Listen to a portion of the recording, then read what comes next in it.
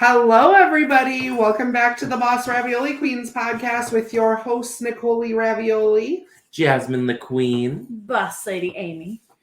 Today, our episode is called Say What? We will be talking about miscommunication between healthcare workers, such as caregivers to doctors, doctors to nurses, and how that can get real fucky. And doctors to patients. Yep. Sometimes they do not understand their orders. No. Not at all. Or like the medical jargon. Oh, yeah. Like doctors who are like, they could just say, we need to remove your toenail. And it's like some big thing. Some long medical terminology words. But a lot of times it's the doctors that do it just because they end up like saying like, oh, like your nurse can do that, or lab can do that, or that. like therapy can do that. And then they get down expecting us to do one thing and we're like, we can't do it that way. And then we have to explain to them that the doctors don't understand how things need to be done. Mm-hmm. And then you have to break it down for them, and you're like, well, technically we can't do it because compliance, and we're not licensed for that, and this, that, and the it's other thing. It's outside our scope of practice is my favorite phrase to use. Yeah, and they're just like, but why? I just had a patient the other day that they said she didn't want to get a lab. She was supposed to come in for a lab draw, and she didn't want to get poked again, and they already put an IV in her. And they basically told her that we could draw off of her IV for her blood. That's out of your scope of practice. And I'm like, one, that's out of our scope of practice because we need a nurse to do that. Mm-hmm. And two, they already used it for like the dye and stuff for her CT scan. Oh, that's so bad. No. You can't do that. I know. So we can't do it anyway. So we had to poke her. It's a contaminated sample. Exactly. No. Literally. It would have been different if they put in the IV and then we're had like, us. oh, hey, do the blood draw. Hey, can you come do the blood draw before we do anything else with this IV? That would have been different because it's fresh sample, fresh blood. No. Yeah. I swear to God, doctors, they're so book smart, but they're so street stupid. They're just stupid. They're really dumb, most of them. That reminds me of like when I had to go. You guys remember the story about when I told you I was married to my ex-fuck buddy. No, ex-husband. The ex-dick donor. He wasn't even that. Like pencil penis. Anyways, 5 seconds later, did you get off? I got off. You're not wrong. She's like, yeah, I'm aware. The 4.5 years of faking it I had to do was not okay. 4.5 You years. knew how long I was with him. I've told you 20,000 times. I know how long you were, but Oh yeah, you like that? Yeah, I like that. I guess I didn't realize that you had to fake it that long. 4.5 years. Oh, girl. Anyways, so you guys remember the story about me being on pharmaceuticals, like the wrong ones, and I thought I was gonna die, and I went to the hospital, and it was like going to China because it was a really bad hospital. Oh, God. So they had to stick me like 7 fucking times because I needed 2 IVs. This is where it figures into your story because I needed a CT scan, so one for the dye in this arm and one for blood draws and like fluids in the other one. Yeah. Mm-hmm. So if a hospital that's literally like going to China knows that, y'all need to do better. Do better. Seriously. Like, I'm telling you, they didn't even have sharps containers on the walls. The nurses were just throwing the needles in the garbage cans. It was awful. It was fucking awful. And like me being a healthcare worker and going to school for phlebotomy first and all that stuff, I just cringed. That makes my skin crawl. I know. It was so bad. It was so bad. Oh. No. Also, the reason I don't take pharmaceuticals anymore. Because I almost died. Yeah. Mm-hmm. It's a fun story. You should tell that sometime.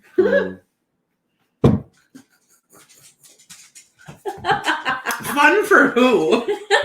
For us. Anywho's, what's it? So there can be a lot of miscommunication between like So for the trauma bond. The trauma bond. oh my god. That shit has been done for a while. Okay, we're continuing. There can be a lot of miscommunication between a lot of caregivers too, or like nurses and CNAs needing one thing or assuming like this is what needs to be done, and obviously it like doesn't work that way. No. Or like we can't do it that way for some reason. And also, it still stands need a doctor's order for like everything. Mhm. So if your doctor sends you somewhere and he or she does not put in an order, they're going to send you right back to the doctor. Communication is everything. I've heard that happens a lot too, where like the doctor will send them down, be like, oh, you can do this or whatever, but like they haven't even put in an order yet. Like there's no order for it. And I'm like, and then like the patient gets mad at you because you're not doing it. And I'm like, well, I can't do it because the doctor needs to order it. He's like, well, he just told me that you could come, that you could do it. No, I can't, not without an order. Or I hate when they're like, oh, like you take a patient into the hospital or one of your members and they have like a cough. Oh, just go to the pharmacy, go get some over-the-counter cough drops. It's fine. No, we need a doctor's order. And also, I don't know if you guys know this, but we literally need a doctor's order for fucking everything. Cough drops. Mm-hmm. Like cough drops, any type of lotion. Because it's considered a medication. Anything, internal, external, it doesn't matter. Even if you're like a normal person who could buy this stuff on your own, no. You need an order when you're in a facility. Well, it's a little different if they're with it and they can buy it on their own.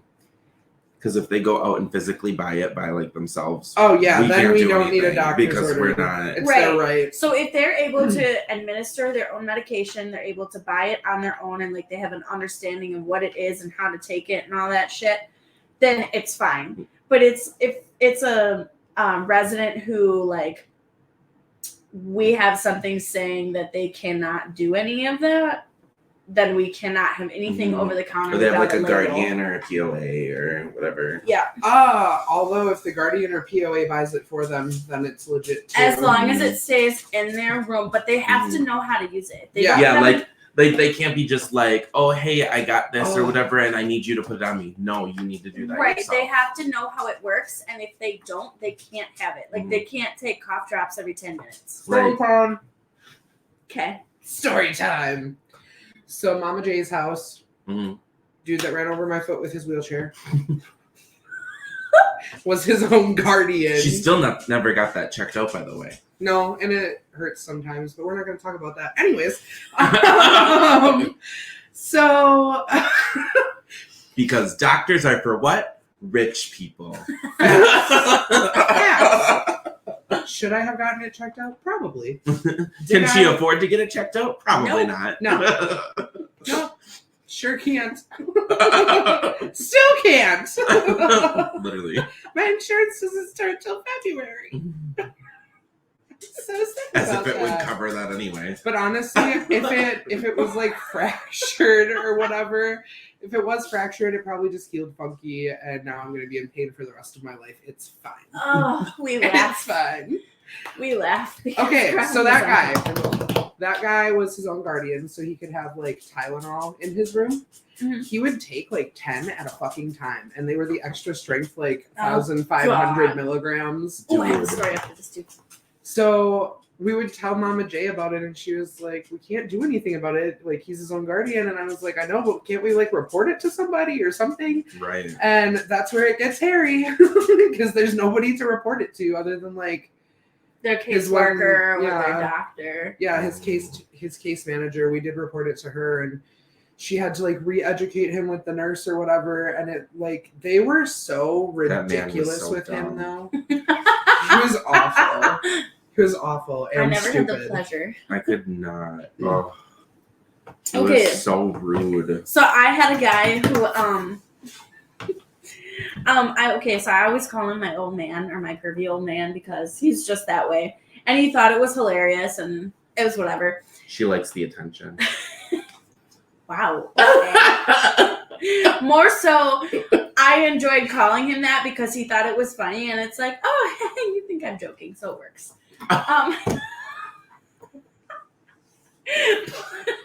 But Canceled. So, Canceled. So- You're done. You're done. no, we seriously though we did have a good time, but like he had a literal toolbox that was probably about this big or so, just filled to the brim with supplements that he would take every day Oh God. Yeah. on top of his medications. And then eventually we were able to get it out of his room because for the longest time he kept it in there and would just take however many he wanted whenever he wanted. And yeah, eventually Can we you were say able hypochondriac? Hypochondriac. Yay! eventually we were able to get it out of his room but for a long time he was real mad at us. I'm sure. Oh my God. We And would that's be like, the thing about when residents vilify the caregivers to their families or whatever. Really? They took all my supplements out of my room. Okay, but did you tell them why? mm-hmm. I'm sure you didn't. You probably left that part where you were taking 20 of the same supplement out per day. Yeah, Probably. he was just taking God knows what whenever. It was horrible. Oh, I have another story. So, there was another thing that happened that the doctor told that the parents, like when we had to draw blood on a kid, that we can do just like the finger poke. Mm-hmm. And our policy is like to find a vein 1st. Mhm. That like finger pokes are like our last resort. Mm-hmm. So they came down. Of course, the parents are like arguing with us about doing a finger poke, and if we need a certain amount of blood, finger poke's not gonna work. Right. No, Like, especially if it's one of those tubes you have to have mostly full. mm-hmm. Well, and that's going to end up being more painful. If you have to poke them and then keep squeezing and squeezing and squeezing. That's more painful, and that's what we explained to them. We're just like, a vein is way easier. Once the needle's in or whatever, we can get the blood faster. And yeah. Did That's you less offer damage. a butterfly needle? And then it and then it's like with a finger poke, it could clot, it could hemolyze, you can't. No, right. No, it doesn't work. No. By the time you would finish getting enough blood out of a fucking finger, it would all be clotted and it would have been a waste because they can't even use it at the lab. Right, you would have to redo the sample. And honestly, most of the time, the only time you do finger pokes or heel pokes or whatever is on newborns. Mm-hmm. Mm-hmm. Yeah, and you just use a lancet for that. Yeah, it's ridiculous, but stupid. I hate when they just tell people when they have no idea what they're talking about. Yeah, that's not good. Not good. Or especially the way that doctors think they can tell you about your own job. Mm-hmm. Right. And it's dude, I may not be a doctor, but at least I know my job. I know some doctors think that they know it all or whatever and they can do everything, but in reality there's different teams and different group of healthcare workers for a reason. Mm-hmm. We each specialize in our own field. Right. Okay, we all know our own jobs. I'm not saying that there's not shitty people in each aspect of every job, but and no offense, a lot of doctors wouldn't even know how to do orders without their nurses. Most doctors wouldn't even know how to change a fucking resident. So most doctors fucking write up they have the nurse do it and then they sign it. Mm-hmm. Yeah. I've had nurses come in and basically tell me what was gonna get prescribed and stuff, and they'll go ask the doctor about I just it, need and to then go have the doctor sign this. Yeah, the doctor will sign off on just go it. get the doctor's signature, but He'll be you're right. Okay, this here is you what go. this is what we're gonna do. You're gonna do this, this, and this. I'm gonna prescribe this. I'm gonna have the doctor sign it. Mm-hmm. It's okay, who's really running the show here? Right? Because it's not For doctors. It's not. They'd be lost without their team. Mm-hmm. Could you imagine if they had to do it all themselves? Oh god. It'd be every medical drama ever. And it's not we're saying that doctors don't work hard, because some of them do. Oh, they but do. a lot of them. No, they do. A very, for sure. very lot of them don't. Though there are quite a few, the ones that work in urgent cares, walk-in clinics. Right. They're let me look at this book, match up the symptoms, and whichever one of the two you have more symptoms of, that's what I'm going to diagnose you with. That's literally their job. That's what they do. And Most please of the time, yeah. keep in mind, like, this is based off of our personal experiences that we've had not only for And it's ourselves, not- but also taking our people And it's in. not for Yeah. all doctors, because I've met like some really good doctors Yeah, that of know what course, they're there's doing great and they're ones out great at there. what they do. But It's like I said, everybody's got a shitty couple people in their field. it's the Mhm. ones who just completely lose all sight of bedside manner, like as soon as Oh they yes. as soon as they like get into that role fully. Mm. When they go from being like, what's it called? Interns? No. Residents. mhm. To like the actual like medical doctors. I feel like the older they get, the less bedside manner they have. Oh, for sure. Mm. Because they're like, oh, I've been doing this forever. Like, it Yeah. doesn't matter. Right. Basically, like, I have tenure. They're never going to fire me. Right. Right. Yeah. That's how I feel sometimes too. Mhm. I personally like the more younger doctors. I don't like Yeah, having like an older They're one. usually Mhm. nicer. Like they usually have better bedside manner because they haven't Well, and forgotten they're, all like, that yet. Also, and they're like more updated with the times. Like they stay more updated and relevant. Like the older doctors want to go back to like a time where it was like Like I'm old right. fashioned. I'm the Yeah. doctor. Yeah. Like it was very old fashioned. Yeah. But like the newer doctors like keep up with like being able to put in orders, being able to like know what it's like, and they keep updated with like the different the basically the changing times and stuff. So Nothing irks me more than when I take one of my people in that I know them like the back of my hand, and then the doctor is shocked when I'm right. mhm. Or when I like know what I'm talking about and they're like, oh, how'd you know that term? Yeah. Bitch, I've been doing this for 9 fucking years. Right. Yeah. I yelled at a doctor one time or whatever because he was like talking down to a resident or whatever, like, and she was completely with it, but she was like in a home because she needed the assistance. Mm-hmm. But I literally like yelled at him. I'm like, you don't need to talk down to her. She's not stupid. She's not developmentally disabled or mentally challenged or anything in any way. Like you They can just treat talk those to her ones like a worse. normal person. Yeah, they do Right. treat those ones worse. Oh, for sure. When I was working at the behavioral home, Mhm. I had to take one of the residents up because he had like 3 grand mal seizures in not that long of an amount of time. Mm-hmm. And actually, my coworker took him up there. I met her because the doctor he had earlier in the day, like usually when he has grand mals like that, it's either he hasn't been eating enough or he's got fucking pneumonia. And we were guessing pneumonia because he had the cough to go with it.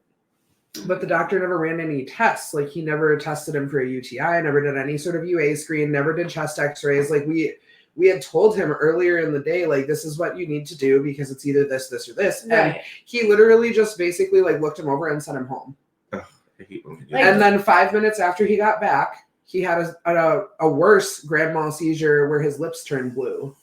See, I hate that. Like, I like the doctors that cover like all their bases too. Like when Mhm. they're like unsure about something, they can be just like, oh, like it might be this, but like I'm gonna test for this, this, and this just in case because I want to rule out anything else. Like we know our people better than anybody. Mhm. We Right. see them And- every day. I went back up there later that day and I met my coworker that relieved me from my shift up there. And I said, did you request a different doctor like I told you? And she was like, I did, and they still gave me the same one. Mm. So I got fucking pissed. I hit the call button for the nurse. The nurse comes in and I said, we requested a new doctor and you did not give us one. That is illegal. He has rights just like everybody else does. So then this dumb bitch goes and just like tells the doctor that we requested a new one. And then he comes in and asks why we're requesting a new doctor. And I was like, because you don't didn't know do what your you're job. doing. Right. I looked at him and I said, this man has had 3 grand mal seizures in like the span of 2 hours. He doesn't do that normally. I said, anytime he gets like this, he's either malnourished because he hasn't been eating well, he has a UTI, or he has pneumonia. I said, my guess is pneumonia because he's been coughing a lot. And just because he can't talk like everybody else doesn't mean that you don't need to treat him the same way that everybody else gets treated. Right. I was like, he deserves respect and the best care possible like everybody else. Yeah. I said, and I don't want to see your face in here again. Get me a new fucking doctor. Those were the words out my mouth. I still remember the full conversation to this day. Yeah, I told him I didn't want him touching him. Damn, I was like, Gina. get the fuck out. What did he say? He was just like looked at me and I was like, you can go now. I was pissed. I was so mad. And that's how you advocate for your people. Mm-hmm. Yeah. I can guarantee I know what hospital it was in too. You sure do. Because the doctors there are ratchet. They're horrendous. They're horrible. Well, now they can't even like keep people. No, they so can't. They can't keep doctors. They can't keep any of their staff, and the staff they do have, they keep laying off or like firing, getting rid of their position. My new coworker said she did some clinicals in one that was around the area, and she said 3 nurses walked out and they couldn't keep it. And like some of their techs or whatever left, and one of the travel nurses had to fill in for the OR because she's scrubbed before. No. Oh, suck it, bitches. Yeah, because y'all gonna shut down. At this point, they're gonna start asking the janitors to hop in. Jesus. Well, I hear they're like they tried to like merge and that fell through too because they didn't want to take on their debt. Yeah, it did fall through. It did. It did. They didn't want to take on I think it was like $9 million debt. Yeah, really bad. Really, really bad. That's hilarious considering the company they were trying to merge with, because they're just as bad. Even they were like, nah, we don't want that. So funny. I know, it's bad. And you know, if the board would have done something about the old like CEO a long time ago, things would be fine and they wouldn't be in this much debt. But she just kept spending and spending and spending and like and now they're in debt and now they're like shutting down different clinics and stuff that Do they you were wanna trying to open. Yeah. Hear the best part. So an inside source told me that they're cutting like Inside. Shut up. Between 1,000 and 1,500 employees are going to lose their jobs. Yep. Oh, okay, that's really unfortunate. I'm glad I That's dodged the a part bullet. that Yeah, you did. So did I. yeah, you did. I spent like 2 years trying to get in there for phlebotomy. Dodged a bullet. I got in there real Dodged a fast for bullet. phlebotomy, but I'm glad I Well, got that's out real because fast. you did it after the pandemic. Yeah. I The was pandemonium, like the panini. 21, 22, whatever the fuck age I was. Whenever I started caregiving that long ago. I was not expecting that noise to come out of my mouth. I don't expect any noises to come out of your mouth, but they do. Well, why would you not expect that? Bitch, you know how much I talk. I know you never shut up. Love you. Look in the mirror, Holly. For once it's I do all the not time. I'm me. beautiful. Oh, we know. You're something. I'm surprised you didn't use the loud and wrong. Oh my god. You can be loud and wrong. Well, Delulu is not the Salulu. Anyways, miscommunication. It's a threat to society. It's a threat to people's lives, Yeah, it is. literally. It is. We just got to do better, communicate better, Mm-hmm. try not to step on other people's jobs, which causes a lot of the miscommunication. It do. Especially like between staff. That's really important too. Even just like giving shift report. Right. Oh, dude, sometimes shift report is like playing telephone. Mm-hmm. Like, I can clearly tell you the exact situation that happened, and someone else will hear it as something completely different. Mm-hmm. I could say, don't give this resident a PR, this specific PRN until this time, and they take that as, oh, I should PRN them right now. Right. Or, oh, let me PRN them like at that time. That didn't make a whole lot of sense to me. No. Wait, what did you say before? I said I could tell somebody on the next shift, like, don't PRN them with this PRN until a specific time. Oh, okay. I thought you were saying like, okay. I had it backwards. But in reverse it. That's what just happened. It was like, Yeah. Anyways, anybody else got some closing thoughts? Communication is key to everything. Mhm. Please See, do better. I just had to clarify just there. Yeah. Communication. Communication You know makes what? the healthcare The go irony round. of that conversation, though, is like I said, it's literally like playing telephone, and someone hears something completely different from what I said, and you did. Yep, Mhm, you did. Exactly. Oh, the irony. Mhm. But see, that's why you need to take the extra step and don't be afraid to be like, wait, sorry, what did you mean?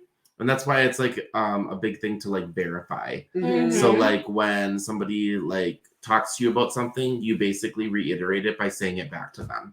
Okay, so So this you know person exactly can't have what they did. lorazepam until 9 p.m. Yes, that's exactly what I said. Mm-hmm. Simple then as that. Got it. They can't have the raspberry until 9 p.m. Exactly. That's exactly how you would do it. Mhm. Yep. That way you know what they said and they also know that you understood what they said. Yeah, and for some people, saying it back really does help them remember. Mm-hmm. Mhm. It does. Like how Spunny remembers names. Natalie! Yeah.